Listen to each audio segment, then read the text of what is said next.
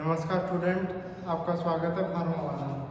आज का हमारा टॉपिक है वॉल्यूमेट्रिक एनालिसिस। देखो इस यूनिट में दो टॉपिक है, एक है वॉल्यूमेट्रिक एनालिसिस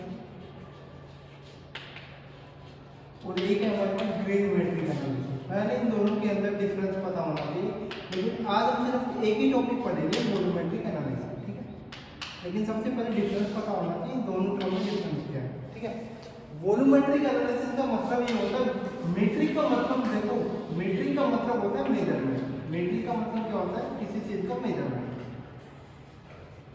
ठीक है। अब वॉल्यूम का मेजरमेंट, ठीक है। तो वॉल्यूमेट्रिक का मतलब क्या होगा, वॉल्यूम का मेजरमेंट। अब इसी प्रकार से ग्रेविमेट्रिक की बात आती है। मीट्रिक का मतलब होता है मेजरमेंट, मीट्रिक का मतलब क्या होता है, मेजरमेंट। और ग्रेवी का मतलब होता है वेट।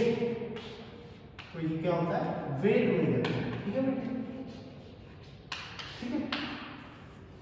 ये दोनों वर्ड ये इस प्रकार से वॉल्यूमेट्रिक, मीट्रिक का मतलब क्या होता है, मेजरमेंट, और वॉल्यूम का मतलब वॉल्यूम का मेजरमेंट। ग्रेविमेट्रिक के अंदर मीट्रिक का मतलब क्या होता है बेटा, मेजरमेंट, और ग्रेवी का मतलब होता है किसी चीज का वेट, वेट का मेजरमेंट। तो ग्रेविमेट्रिक के अंदर हम किसका मेजरमेंट करते हैं, वेट का, और वॉल्यूमेट्रिक के अंदर बेटा किसका मेजरमेंट करते हैं, वॉल्यूम का, ठीक है बेटा।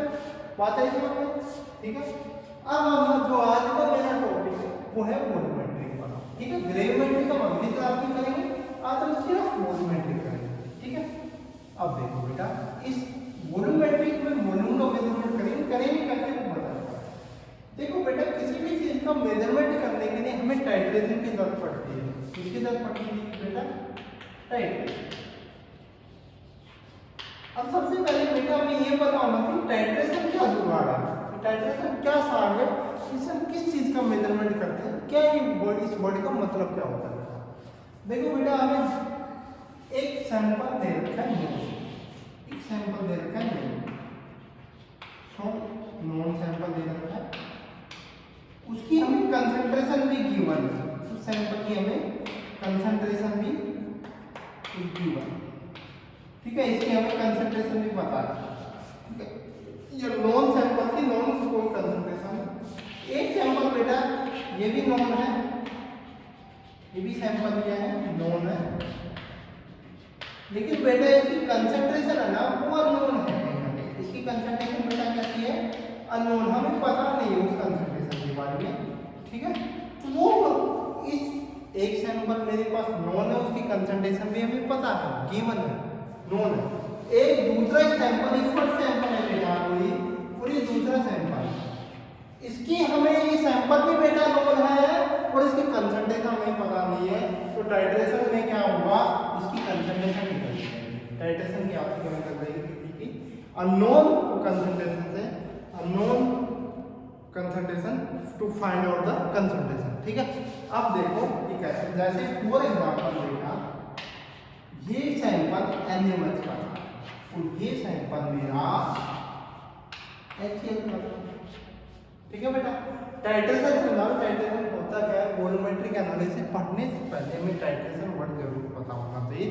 What do you mean by titration, ठीक है बेटा। अब ये मेरे पास पहला सैंपल किसका था, NaOH का, दूसरा सैंपल बेटा किसका था, HCl का, ओके, दैट्स ऑल राइट। अब बेटा तो NaOH की जो कंसंट्रेशन है वो दे रखी है 1 मोलर, कितनी दे रखी है, 1 मोलर। HCl की बेटा कंसंट्रेशन हमें पता नहीं, निकालनी है, सीधी सी बात है, ठीक है बेटा। अब हमें क्या करना है, NaOH की कंसंट्रेशन हमें गिवन है बेटा। हम टाइट्रेशन सब लोगों ने की होगी या देखी होगी, आप लोगों ने ब्यूरेट देखी होगी अपनी लाइफ के अंदर, ऐसी रहती है ब्यूरेट, ठीक है, पतली सी ग्लास रहती है, ठीक है। और नीचे क्या रहता है, ये रहता है मेरे पास कोनिकल ग्लास। कौन सा ग्लास बेटा, वॉल्यूमेट्रिक ग्लास, हाँ बोलो, ये रहता है बेटा कोनिकल ग्लास। ढक्कन ये कैसे पास करता है, कोनिकल ग्लास, ठीक है। ये बेटा मेरे पास क्या है, ब्यूरेट, ठीक है बेटा। अब बेटा इसके अंदर दो चीजें रहती है, एक रहती है वो टाइट्रेशन के अंदर टाइट्रेंट, एक रहता है बेटा पर टाइट्रेंट, एक रहता है टाइट्रेंट, एक रहता है बेटा मेरे पास टाइट्रेंट, एक रहता है टाइट्रेंट। अब देखो हमें ये पता करना है बेटा ब्यूरेट में टाइट्रेंट डलता है, टाइट्रेंट डलता है, कोनिकल फ्लास्क में हमारा टाइट्रेंट डलता है, टाइट्रेंट डलता है, ठीक है। अब बेटा जो हमारा ब्यूरेट में डलता है वो डलता है टाइट्रेंट, क्या डलता है टाइट्रेंट, और जो मेरा कोनिकल फ्लास्क में डलेगा बेटा वो क्या होगा टाइट्रेंट। इतनी बात समझ में आई तो करो हाँ अंतर, ठीक है। ऊपर ब्यूरेट में बेटा कौन डलेगा टाइट्रेंट, नीचे कोनिकल फ्लास्क में क्या डलेगा टाइट्रेंट, ठीक है बेटा। अब देखो बेटा जिसकी हमें कंसंट्रेशन गिवन है, नॉन सैंपल है, वो कहीं ना कहीं स्टैंडर्ड सॉल्यूशन है, वो कहीं ना कहीं बेटा स्टैंडर्ड सॉल्यूशन रहेगा भाई, उसकी तो हमें सब कुछ गिवन है, कंसंट्रेशन भी गिवन है, सैंपल तो नॉन है बेटा, और जिसकी हमें कंसंट्रेशन निकालनी है वो कैसा रहेगा सॉल्यूशन रहेगा, वो कैसा सॉल्यूशन रहेगा बेटा टाइट सॉल्यूशन, जिसकी हमें कंसंट्रेशन टाइट्रेशन की हेल्प से निकालनी है, वो कैसे निकालनी है बताता हूं बेटा। देखो बेटा जिसकी हमें कंसंट्रेशन गिवन है, जिसकी स्टैंडर्ड है, उसकी हम नीचे की तरफ वोल्यूमेट्रिक नापते हैं, उसको हम कहा लेंगे कोनिकल फ्लास्क, वोल्यूमेट्रिक नहीं कोनिकल फ्लास्क, उसको हम बेटा कहा लेंगे कोनिकल। जिसकी भी हमें कंसंट्रेशन गिवन है वो स्टैंडर्ड सॉल्यूशन हो जाएगा, वो उसको हम कहा लेंगे बेटा कोनिकल फ्लास्क के अंदर लेंगे। तो स्टैंडर्ड सॉल्यूशन हम किसके अंदर लेंगे बेटा कोनिकल फ्लास्क के अंदर लेंगे, और जिसको हमें पता करना है जिस सैंपल की कंसंट्रेशन, उसको बेटा मैं कहा दूंगा टाइट सॉल्यूशन को बेटा कहा दूंगा, ठीक है। अब बेटा ये कैसे पता करेंगे हम टाइट सॉल्यूशन की कंसंट्रेशन कैसी है, थोड़ा सा एक ड्रम होती है स्टैंडर्डाइजेशन, ड्रम क्या होती है बेटा स्टैंडर्डाइजेशन, ठीक है, या फिर हम टाइट्रेशन में जाते हैं, ठीक है स्टैंडर्डाइजेशन, ठीक है बेटा। अब देखो बेटा मैंने ये ब्यूरेट 25 ml की थी, मान लो ब्यूरेट में कितना ml डाल दिया मैंने, HCl क्या दिया ऊपर दिया, क्योंकि कंसंट्रेशन निकालनी है, मैंने नीचे दे दिया, ये 25 ml HCl मैंने ऊपर डाल दिया। कितने ml HCl बेटा ब्यूरेट में डाला 25 ml, और NaOH मैंने कोनिकल फ्लास्क के अंदर भी 25 ml डाला। कितने ml डाला बेटा 25 ml NaOH मैंने कोनिकल फ्लास्क के अंदर डाला, 25 ml मैंने HCl ब्यूरेट के अंदर डाला। ओके आगे बढ़े बेटा, चलो ठीक है, इतनी बात समझ में आई, मैं मिटा रहा हूँ, कोई दिक्कत नहीं है। अब हम थोड़ा सा बेसिक से पढ़ रहे हैं, कोई ज्यादा बड़ी चीज नहीं है, ठीक है। जितना हो पाएगा इस क्लास में, ज्यादा इस वीडियो को लंबा नहीं करेंगे, अगली क्लास में जो बचेगा थोड़ा बहुत अगली क्लास में, ठीक है। अब देखो बेटा, लेकिन बेस क्लियर होना जरूरी है, नहीं तो गड़बड़ हो जाएगी। अब देखो इसमें एक फॉर्मूला होता है M1V1 या M1V1, उसकी मोलारिटी दे रखी है, तो M1V1 इक्वल टू बेटा M2V2। अब बेटा ये मान लो NaOH की है, इधर बेटा मान लो HCl की है मेरे पास, ठीक है बेटा, आई बात समझ में। अब M1 N1 जो भी आपको दे रखी हो डजंट मैटर, अब M1 मान ले NaOH की दे रखी है 1, इसका कितना ml दिया है मैंने 25, M2 इसको निकालनी है। अब बेटा क्या होगा, ब्यूरेट से इसमें डलेगा धीरे धीरे ड्रॉप वाइज, किसमें डलेगा टाइट्रेंट में डलेगा, ब्यूरेट से टाइट्रेंट डलेगा, टाइट्रेंट में डलेगा धीरे धीरे, ठीक है। एक एंड पॉइंट आता है इसमें, क्या आता है एंड पॉइंट की बोलते हैं हम, या बेटा उसको हम इक्विवेलेंस बोलते हैं, कौन सा पॉइंट इक्विवेलेंस पॉइंट, ठीक है बेटा। अब वो कैसे हम डिटरमाइन करते हैं, देखो बेटा कोई ना कोई कलर शो करेगा टाइट्रेशन में, जब हम पता लगाएंगे कि हमारा एसिड है बेस है और कितनी एसिड बेस की कंसंट्रेशन यूज हुई है, ठीक है बेटा।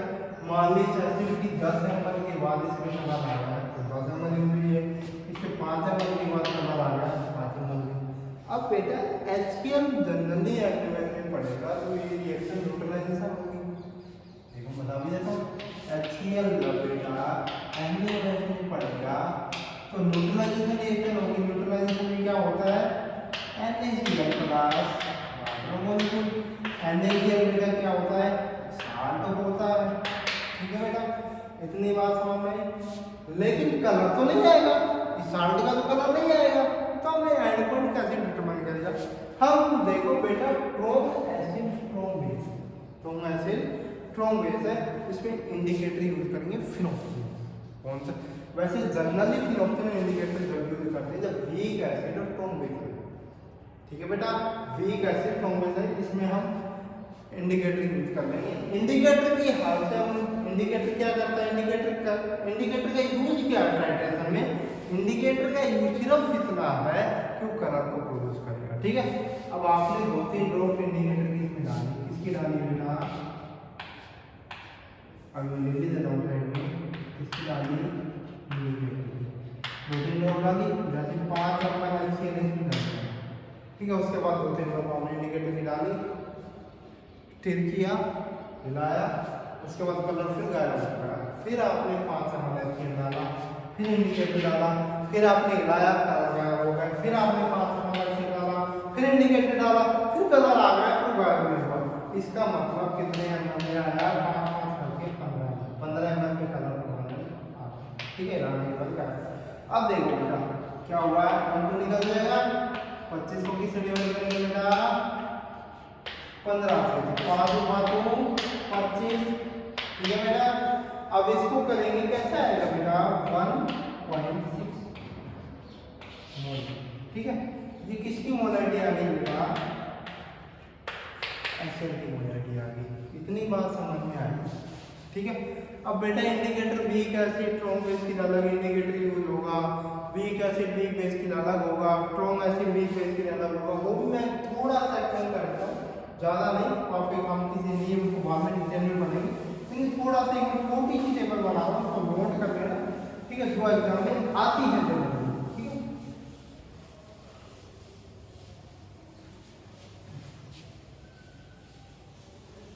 इस प्रकार से वॉल्यूम मेजरमेंट करते हैं। वॉल्यूम मेजर हो गया, मोलैरिटी हो गया, 15 ml हमारा ये हो गया। ठीक है, टाइट्रेशन में ये वॉल्यूमेट्रिक एनालिसिस।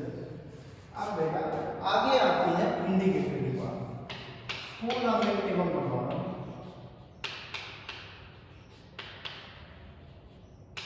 ठीक है,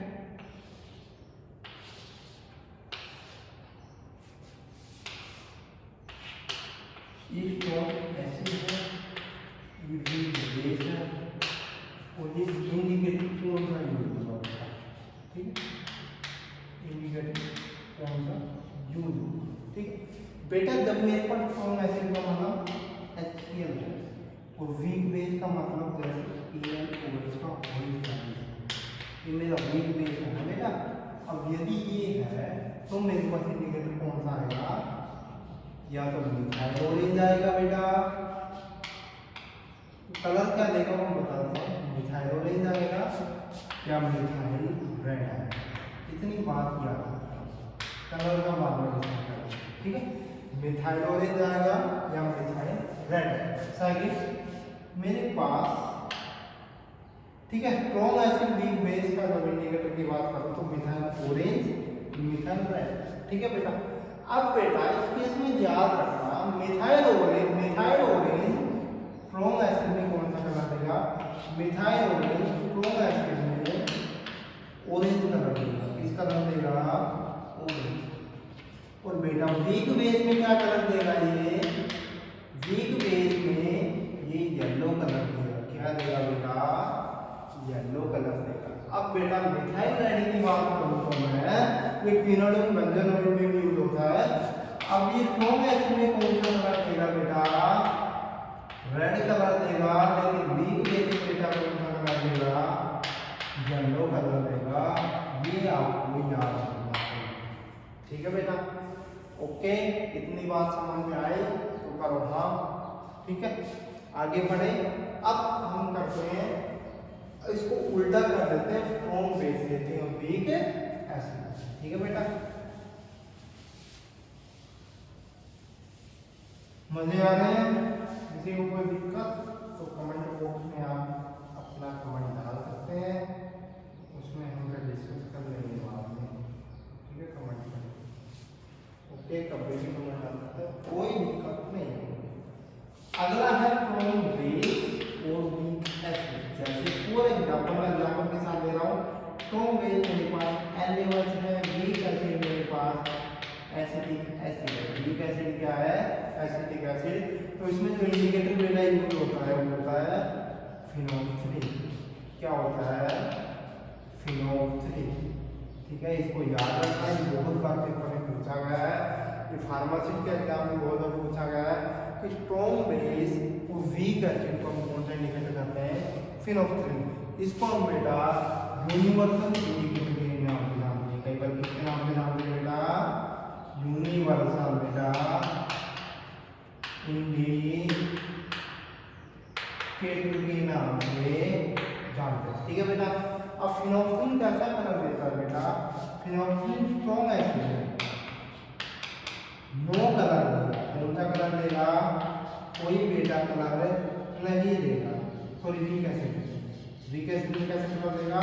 नो कलर। लेकिन स्ट्रॉन्ग बेस को देगा पिंक कलर देगा। कौन सा कलर देगा बेटा? पिंक कलर देगा। ठीक है बेटा, इतनी बात समझ में आई? ठीक है, आगे चलो। ठीक है, ओके, चलो गुड चलो।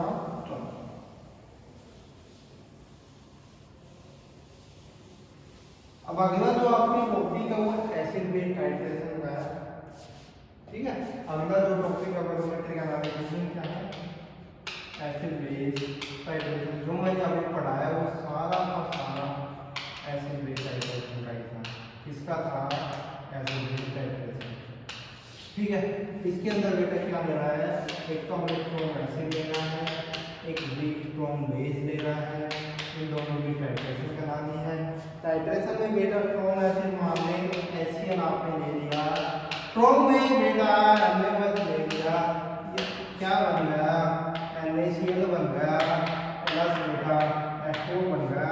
ये कहीं ना कहीं बेटा न्यूट्रलाइजेशन रिएक्शन हुई नहीं हुई। ये कौन सी रिएक्शन होगी? न्यूट्रलाइजेशन रिएक्शन होगी। ये किसका है? एसिड बेस टाइट्रेशन का। ठीक है, ये मैंने बता ही दिया कि इसमें कौन कौन से इंडिकेटर। ठीक है, अब बेटा जो एसिड बेस की जो कंसेप्ट था उस 3 थ्योरी में दिया था। कितने थ्योरी में दिया था? 3 में। तो कौन कौन सी थ्योरी, उसके बारे में थोड़ा सा मैं बेसिक सा बताऊंगा, बस ज़्यादा नहीं। पहली जो थ्योरी है एसिड बेस बताने वाली वो है आरी हेल्मस। ठीक है, साइंटिस्ट है। ठीक है, आरी हेल्मस कंसेप्ट। आरी हेल्मस कंसेप्ट ने क्या कहा था? एसिड वो है जो H पॉजिटिव प्रोड्यूस करे in aqueous medium. Acid produce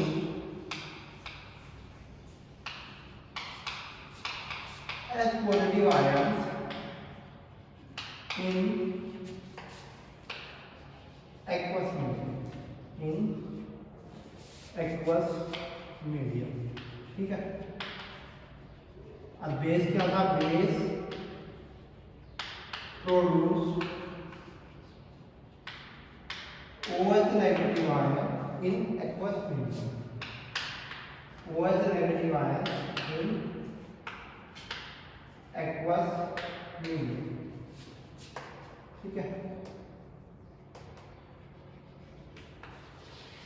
ठीक है भाई, ये आगे ऐसा कंसेप्ट था। अगली थ्योरी है लेविस एसिड बेस। ठीक है, 3 थ्योरी थी, पहली थ्योरी होगी, अगली थ्योरी है लेविस एसिड बेस। लेविस ने क्या कहा था? लेविस कंसेप्ट नहीं कहते हो, एक ही बात है। Lewis acid base theory, Lewis concept. Lewis ने कहा था एसिड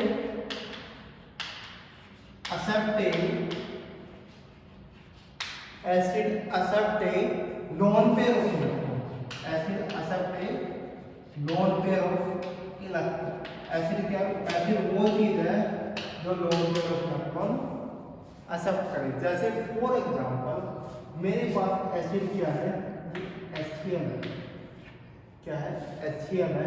मैंने इसके साथ एक इलेक्ट्रॉन दे दिया, क्या दे दिया, इलेक्ट्रॉन दे दिया, तो ये क्या हो गया बेटा,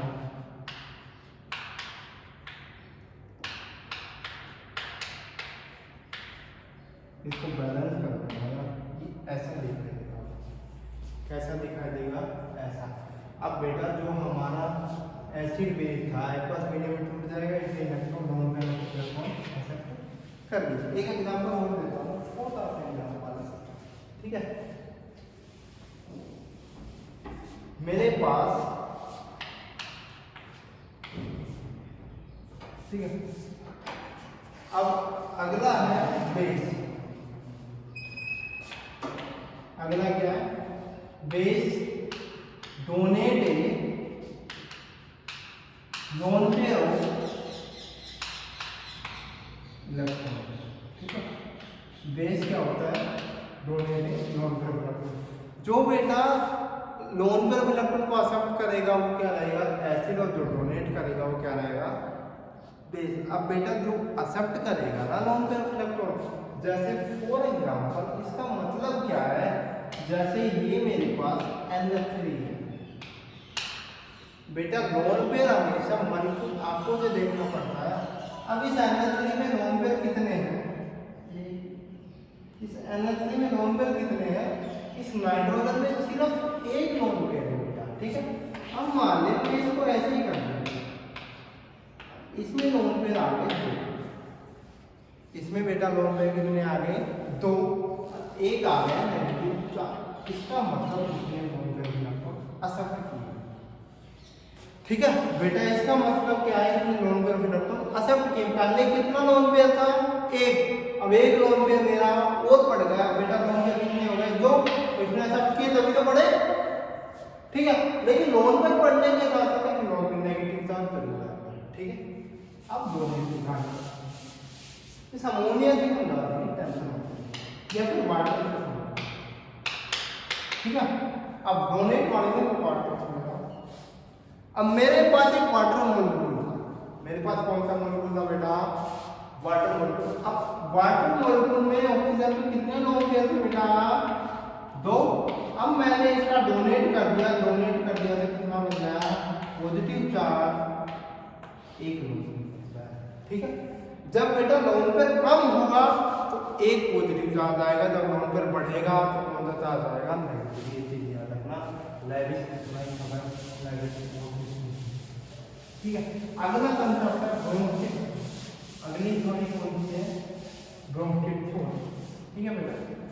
अगली थ्योरी का नाम मैं अभी लिख रहा हूँ, कौन सी थ्योरी है, ब्रोंकिट थ्योरी।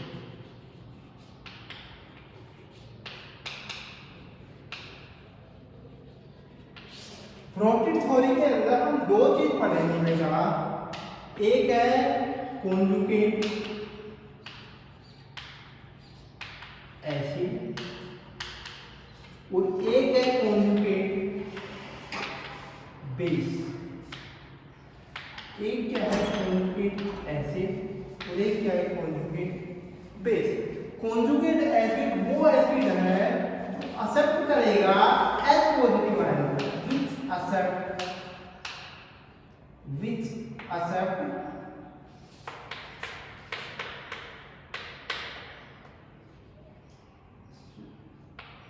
H पॉजिटिव आयन, ठीक है।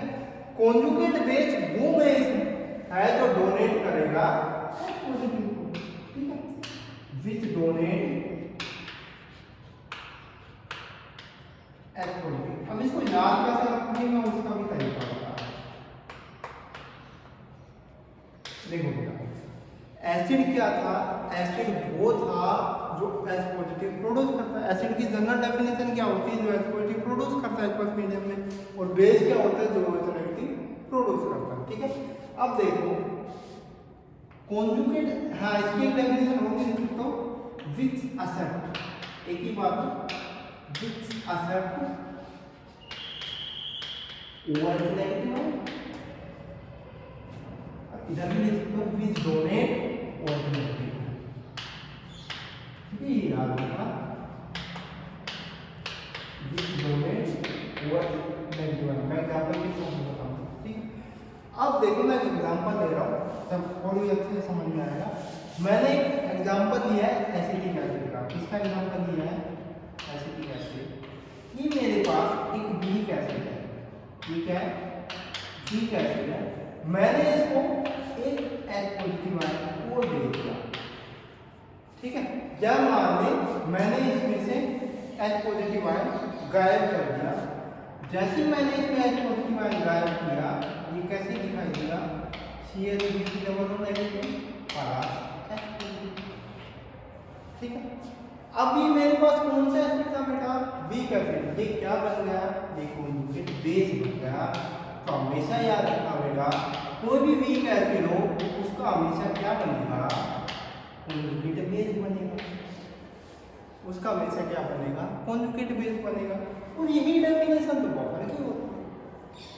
बफर में भी तो यही होता है कि बफर में क्या होता है, बफर का भी यही देख लो।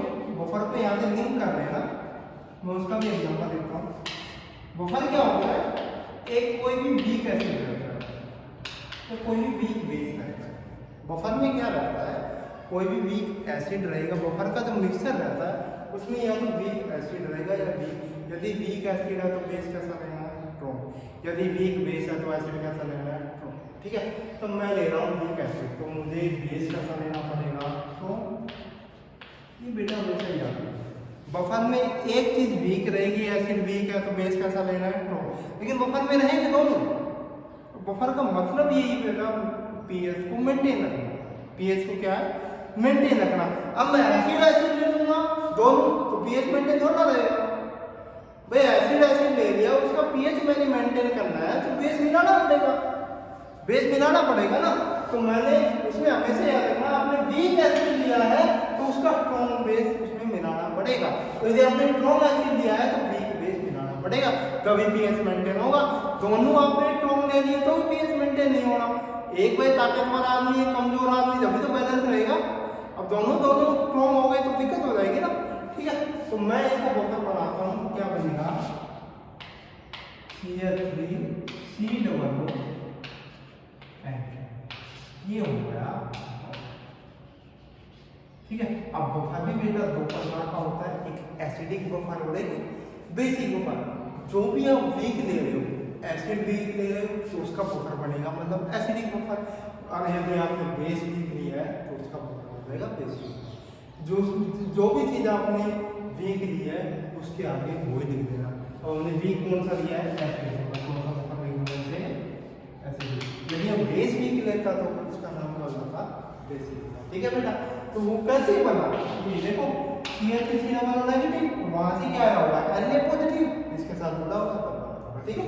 तो कॉन्जुगेट बेस किसमें ऐड करता है? एसिडिक बफर में काम करता है। अब मैं इसके साथ Na पॉजिटिव जोड़ दूं, यही बन जाएगा ना बेटा, यही बन जाएगा, ठीक है बेटा। अब मैं ऑप्शन देता हूँ बेस का। अब मैं एक वीक बेस देता हूँ, ठीक है। उसको मैं समझाता हूँ, क्या दोगे? एसिड एसिड समझा के। अब मैंने वीक बेस दे दिया, ठीक है। मैंने क्या ले लिया? एक वीक बेस। मैंने वीक बेस ले लिया हूँ, या छोड़ो, मैंने वीक बेस ले लिया अमोनिया के, ठीक है। मैंने इसको H पॉजिटिव एक्सेप्ट करा दिया तो क्या बन जाएगा? ये NH4। अब बेटा अमोनिया ने किसको एक्सेप्ट किया है? H पॉजिटिव आयन को। तो ये क्या हो गया? इसका कॉन्जुगेट एसिड। क्या हो गया? Conjugate acid. अब बेटा मैंने इसका यदि बफर बनाना है तो बफर कैसे बनाऊंगा? मैंने वीक बेस लिया है तो मैं इसको किसके साथ रिएक्ट करूंगा? स्ट्रॉन्ग एसिड के साथ रिएक्ट करूंगा। और जैसे ही मैंने स्ट्रॉन्ग एसिड के साथ रिएक्ट किया, मेरे पास क्या बन गया? Ammonium chloride. ये तो बेस हो, ये तो बफर होता। ये कौन सा बफर हो गया? बेसिक। ये कौन सा बफर हो गया बेटा? बेसिक। यहाँ पर दोनों कंसेप्ट आपके क्लियर हो गए, एसिड बेस भी हो गए, बफर भी हो गया, ठीक है। अगली मैं छोटा सा टॉपिक है प्रेसिपिटेशन, ठीक है। कॉम्प्लेक्सोमेट्री अगली ग्रेविमेट्री में समझा देंगे, इन प्रेसिपिटेशन अभी समझा रहा हूँ, ठीक है। एक रिएक्शन में सिर्फ उसमें वैसे है तो थोड़ा सा लंबा, लेकिन फिर हम उसको 2 मिनट में खत्म कर लो। देखो प्रेसिपिटेशन टाइट्रेशन, अगली हेडिंग क्या है, प्रेसिपिटेशन टाइट्रेशन।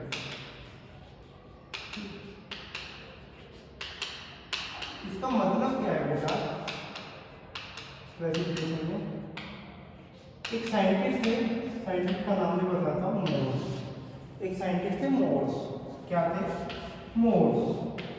मोर्स ने क्या किया, मोर्स ने एक लिया बेटा,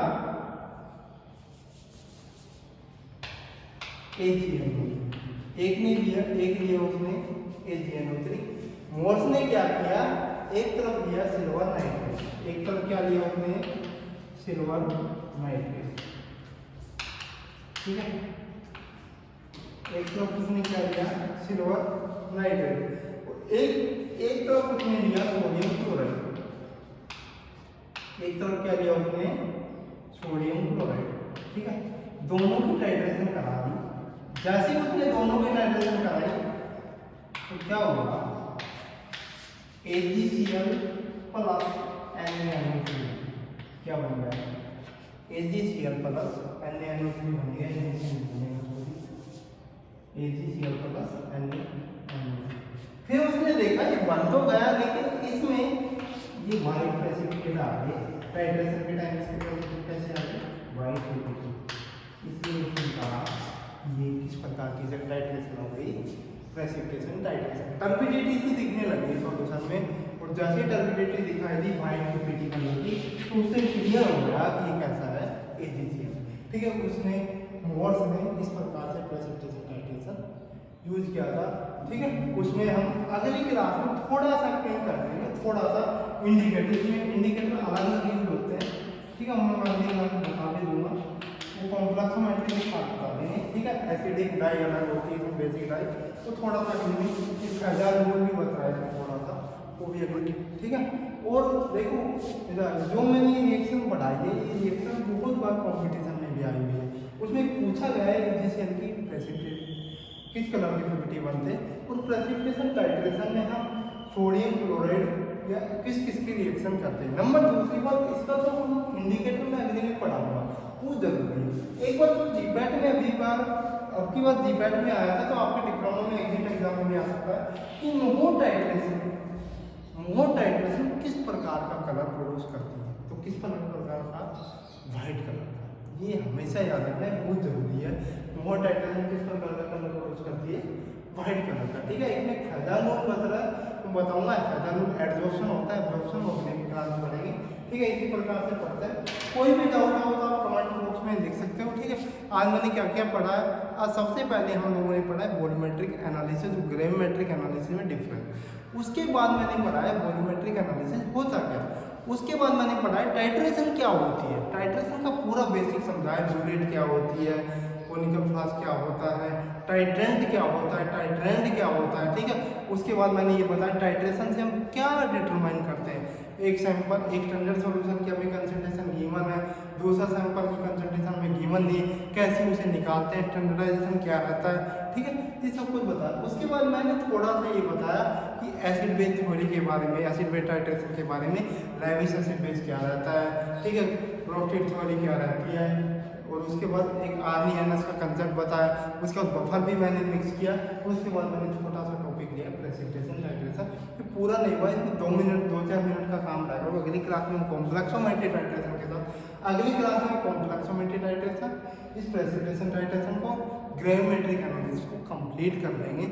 अगली क्लास में आपका पूरा कंप्लीट कर देंगे, लगभग हाफ एन आवर में, ठीक है। ग्रेविमेट्रिक एनालिसिस में इतना पढ़ने का नहीं है, उसमें मैक्सिमम 10 मिनट में खत्म हो जाएगा, लेकिन सबसे जरूरी है वॉल्यूमेट्रिक एनालिसिस। तो ग्रेविमेट्रिक एनालिसिस में केवल वेट का मेजरमेंट करते हैं, तो उसकी टाइट्रेशन है नहीं, सबसे ज़्यादा टाइट्रेशन इसकी है, ठीक है। इसी प्रकार से पढ़ते रहें, ठीक है। बने रहे हमारे चैनल के साथ, सब्सक्राइब करें, लाइक एंड शेयर करें, और ये छोटी छोटी चीज़ें आपको पता होनी बहुत ज़रूरी है, नहीं तो क्वेश्चन खत्म हो जाएगा। ये बेसिक चीज़ें, नोट्स भी बनाना है, लेकिन नोट्स बनाने से पहले आपको बेसिक आना जरूरी है, लेकिन नहीं तो आपके लिए पोस्ट हो। हाँ, मैंने जो इंडिकेटर लिखवाए हैं इंडिकेटर फिनोक्सिन इंडिकेटर कौन सा कलर देता है, मिथाइल वो आपको ज़रूर पता होना चाहिए। मैं एक टेबल बनवा भी दूंगा अगली क्लास में, क्योंकि मैं इसलिए नहीं बनवाई तो कॉम्प्लेक्सोमेट्री टाइटेशन बच रही है, उसमें 2-4 इंडिकेटर फिर एक साथ आ जाएंगे, तो पूरा मैं टेबल भी बनवा दूंगा अगली क्लास में। ठीक है, छोटी सी टेबल तो मैंने आगे बनवाई है। ठीक है, जो मैं आ चुके हैं उनकी मैंने टेबल बनवा दी, फिर भी मैं एक साथ पूरे में बनवा दूंगा। इसमें एक मेथड और बच रहा है, पोलार्ड मेथड। पोलार्ड मेथड मैं अगली क्लास में करूँगा, मोड्स वाला मैंने कंप्लीट कर दिया। इसी प्रकार बने रहे, पढ़ते रहे, मुस्कुराते रहे।